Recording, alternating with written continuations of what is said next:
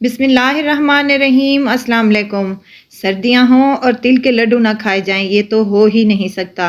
तो आज मैं आपसे तिल के लड्डू की रेसिपी शेयर करने जा रही हूँ। बहुत ही मज़े की और बहुत डिलीशियस तैयार होती है। मैं हूँ आयशा और वेलकम करती हूँ आपको अपने यूट्यूब चैनल आयशा के किचन में। यहाँ पर मेरे पास हैं 1 कटोरी सफ़ेद तिल और 1 ही कटोरी मेरे पास है गुड़। दोनों बराबर मिकदार में ले लें। यहाँ पर मेरे पास बादाम है, मूंगफली है और अखरोट है। इन तीनों चीज़ों को हम मोटा मोटा सा कूट लेंगे। ये ऑप्शनल है, अगर आप डालना चाहें तो डालें वरना स्किप भी कर सकती हैं। तो चलें बनाना शुरू करते हैं।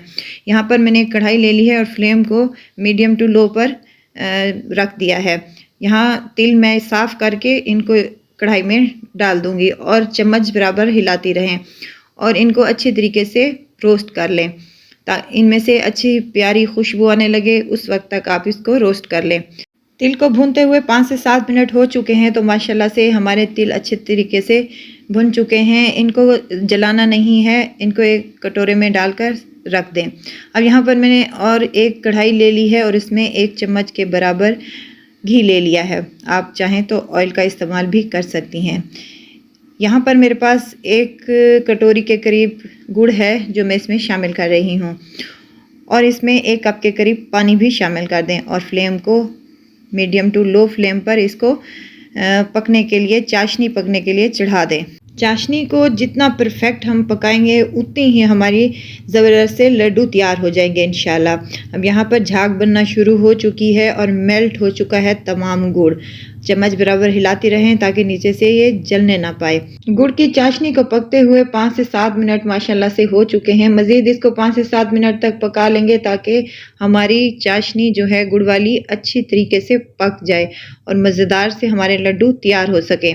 यहाँ चाहें तो आप 1 चुटकी के करीब मीठा सोडा भी इस्तेमाल कर सकती हैं, मैंने नहीं डाला। यहाँ पर हमारी चाशनी माशाल्लाह से तैयार हो चुकी है और कलर भी माशाल्लाह अच्छा खासा चेंज हो गया है। अब यहाँ पर मैंने तिल जो रोस्ट करके रखे थे वो इसमें शामिल कर दें और अच्छी तरीके से इसकी मिक्सिंग कर लें। अब यहाँ पर ये जो ऑप्शनल मैंने आपको कहा था, ये ड्राई फ्रूट्स हैं, इनको मोटा मोटा सा कूट लें, ये भी इसमें शामिल कर दें। आप चाहें तो ऐसे भी बनाएं, चाहें तो ड्राई फ्रूट डाल सकती हैं। यहाँ अच्छी तरीके से इसकी मिक्सिंग कर लें। तो यहाँ पर अगर आपको मेरी वीडियो ज़रा सी भी अच्छी लग रही है तो लाइक कर दें, सब्सक्राइब करें और साथ में ही बेल के आइकन के बटन को भी प्रेस कर दिया करें ताकि मेरी हर नई आने वाली वीडियो आप तक पहुँचती रहे।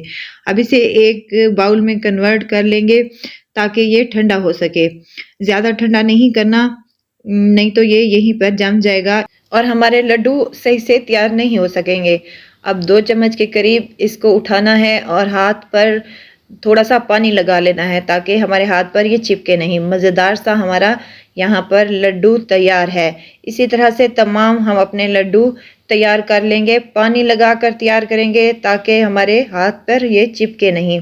छोटा बड़ा जिस साइज़ का मर्ज़ी आपको चाहिए वैसा ही आप लड्डू तैयार कर लें। मैंने यहाँ पर दरमियाने साइज़ के लड्डू तैयार किए हैं माशाल्लाह से। अभी गर्म है तो यहाँ पर हाथ पर सही मैं दिखा नहीं पा रही आपको।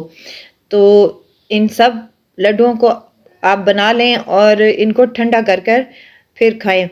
तो यहाँ पर मैंने तमाम लड्डू तैयार कर लिए हैं माशाल्लाह से, बहुत ही यमी बनते हैं और इनको आप बनाकर स्टोर भी कर सकती हैं और कई महीनों तक खा भी सकते हैं। तो ज़रूर ट्राई कीजिएगा और मुझे दुआओं में ज़रूर याद रखिएगा। इजाज़त चाहती हूँ, फिर आऊँगी इंशाअल्लाह नई और चटपटी और मज़ेदार रेसिपी के साथ। आयशा को दीजिए इजाज़त। अपना बहुत सारा ख्याल रखिएगा। अल्लाह हाफ़िज़।